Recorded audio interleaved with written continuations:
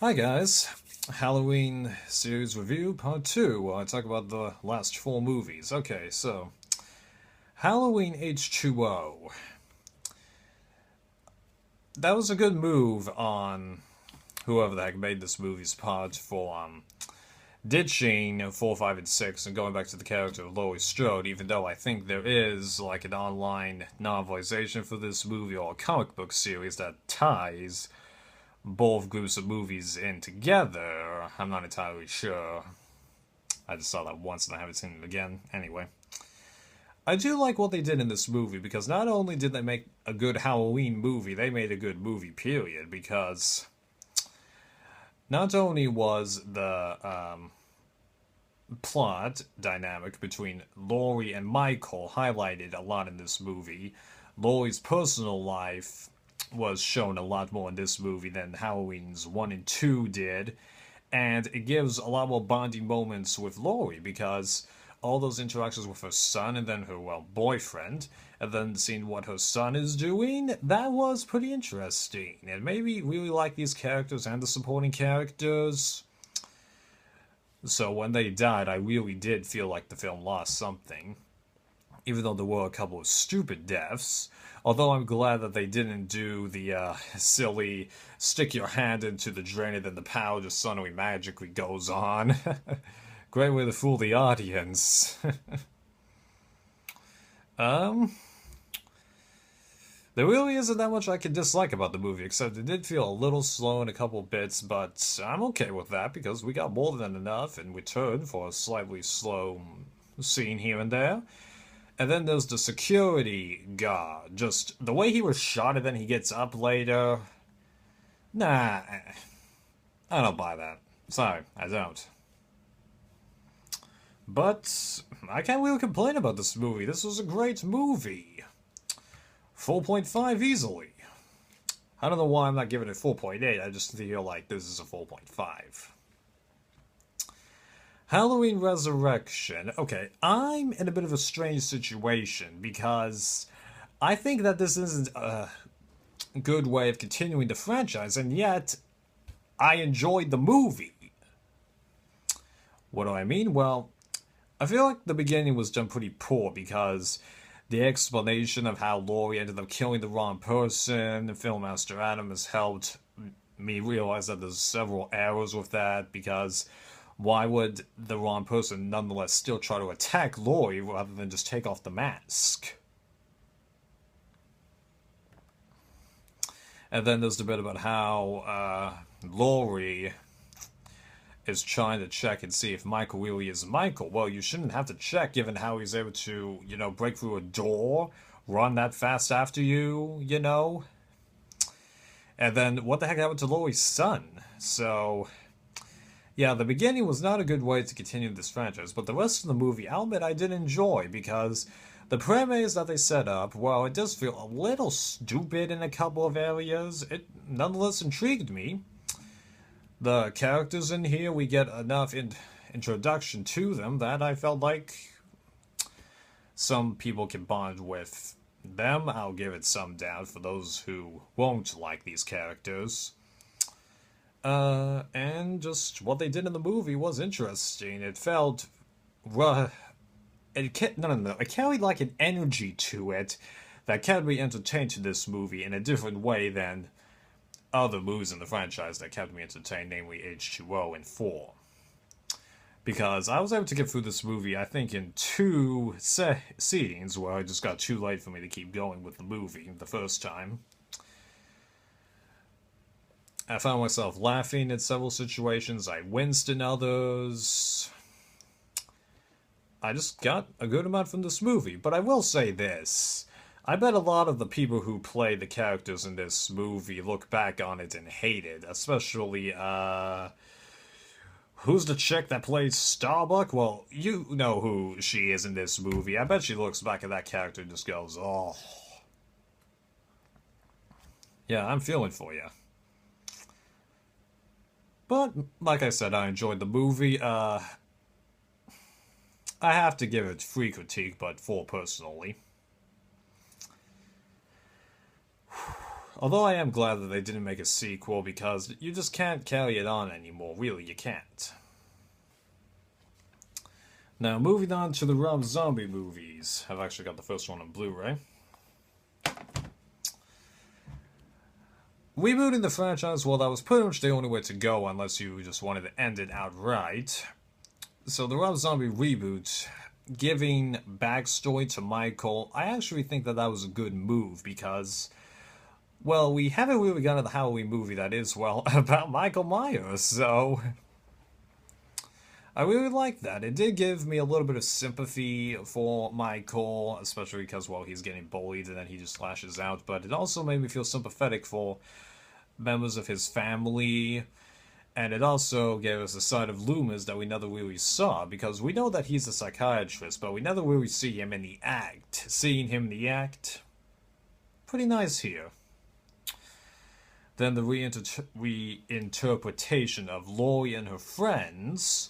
I cared for Laurie's friends a lot more in here, and I did care for Laurie in certain scenes, but the problem with Laurie in this movie was, in her very first scene, she does a metaphor of a penis going into a vagina. If you're going to do that in the first showing of a character that we are supposed to care for and want to get away from the bad guy, just, that doesn't really No. It doesn't really have us make the connection. So, I gotta admit, I did care for Laurie, you know, like when Michael's beating her up, making her run away, but at the same time I had trouble because of that scene, that was bad. And since we're on the topic of, like, using bad language and stuff like that, yeah, this movie had way too much bad language in it, and this is coming from a guy who likes Pulp Fiction, okay? But when they used it in Pulp Fiction, it was funny, you know? But in here, it was ridiculous. You know? So trust me, I'm no wimp when it comes to bad language, but yeah, it was ridiculous in here. I did like also how this movie really had a fall or wintry feel to it. That's something only Halloween 6 and little bits of 1 and 4 were able to do. Because what I mean by that is, I can usually get the feeling outside when it's like in the fall season. I just get this certain feeling based on like air temperature, how the sun is angled, and just the atmosphere around me. I didn't get that from many of these movies, despite the fact that it obviously takes place on Halloween according to the dates that they throw in at the beginning of each movie, so I'm glad they did that. Oh, and Danielle Harris as Annie. I do like the more grown-up feel that Danielle Harris is putting in here, but at the same time, despite coming across as a slightly cocky girl, which is what her character was like in the first one, ruined it a little. And then also Michael not killing her? Yeah, what's the deal with that? Although, of course, I'm glad that they didn't, because this is Danielle Harris. We don't want to see her get killed off, along with Jamie Lee Curtis, but, of course, Jamie Lee Curtis did get killed off. And then the final thing I'll mention is Michael going after, well, Laurie's friends, and then also trying to reveal that he is her brother. Well, you can argue that there was a bit more of a reason for him to go after them because, let's face it, they weren't exactly the best demonstration that Laurie was among good people, but at the same time, you still really didn't have to do it, and then you could have done a much better job of trying to reveal the fact that you are Laurie's brother, but then why reveal that you are Laurie's brother, then just try and kill her? Odd. So my ultimate reaction is, as a remake, it's got a few problems, but as a movie, it was pretty good. So for the remake, I'll say 3, but as a movie, 4.5. Alright. Moving on to Halloween 2, I'll tell you what my ultimate reaction is right now. as a movie, it's got problems. As part of the Halloween franchise, it, well, sucked. But despite that, I did get a lot of emotion from this movie because I did get noticed in some situations. The dark, negative feel that was in this movie, for once, actually was pretty good in a movie, because usually when a movie has an omnipresent, dark, negative feel, such as Texas Chainsaw the beginning, and then a couple of other movies that I've seen, I don't really find myself liking it. But here, it worked. All the characters were interesting to see, even though I didn't care for a couple of them, because Laurie in here, well, if I had issues with liking her in the first one, I've got problems with liking her here. She comes across as a cocky bitch, junkie, that kind of stuff, and then sure, at the end, the film tries to make us bond with her, but it didn't do the best job. And then making her get the evil from Michael, just no bondage with Laurie. And then there's Loomis. Now, I was interested to see what happened to his character in this movie, but, like, yeah, what a way to degenerate the character, turning him into somebody who just cares about his television portrayal, just trying to sign book deals, and then, oh, he just suddenly seems to have a change of heart towards the end of the movie, but, yeah.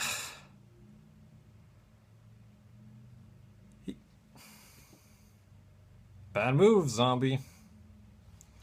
Real bad move. So I think that takes care of the characters. Let's talk about the ending now.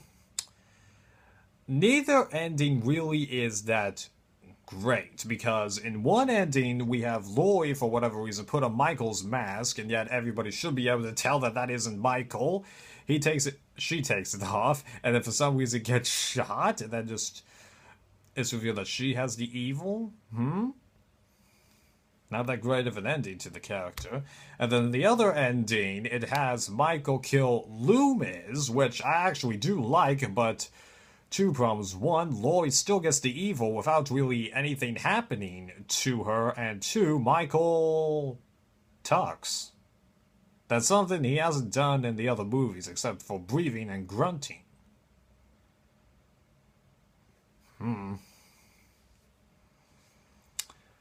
Still not a good move.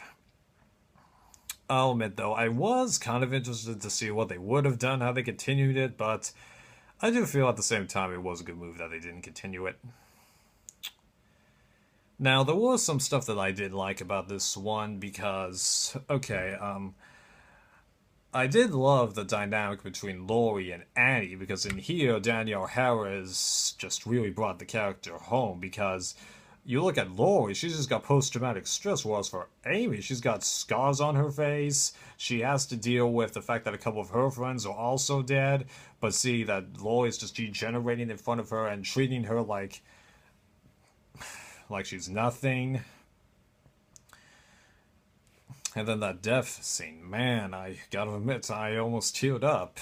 Because that's a problem I've got. I come close to tearing up in many death scenes. Bruce Willis blowing himself up in Armageddon. Daredevil, where Matt's father died. Elektra died. Elektra's father's funeral. But I can never fully cry. It's kind of disappointing in a way. And like I said, the negative energy did help the movie. And I did get nervous in many situations.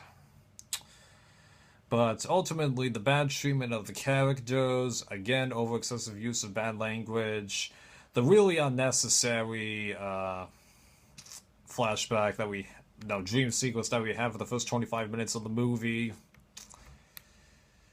really ended up knocking down the movie several pegs.